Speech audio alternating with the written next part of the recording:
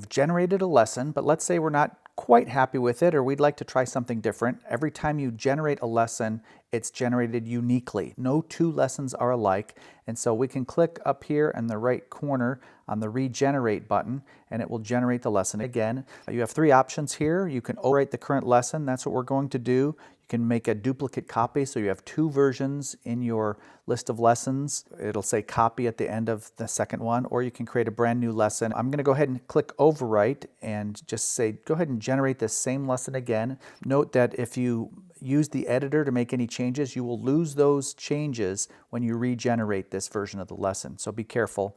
Maybe you want to make a copy if you've made any changes that are important to you. But right now we just want to take a look and see what happens when we generate a second time. Okay, we're done generating and we have a second lesson, and it's extremely different than the first one. The faith of Abraham, God's generous gratitude. You've got righteous reliance, bestowed blessings, and life lessons. Good, I like it, but I'm just going to generate one more so I can have three to choose from. So I'll go ahead and say overwrite and wait for the third one to generate.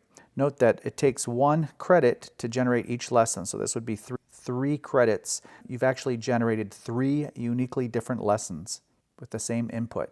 Okay, we're done, and here is our third lesson. This is faithful following, fearful faithfulness, and firm faith. I like this one. This is pretty good. Now that I've generated 3 different versions, I can click the history button down in the corner, and I can preview or look at each of the 3 and decide which one I want to use.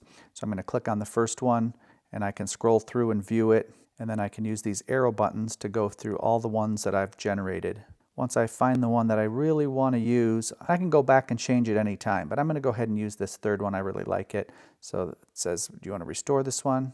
Click OK. You can go to any version at any time, and that's how you regenerate lessons.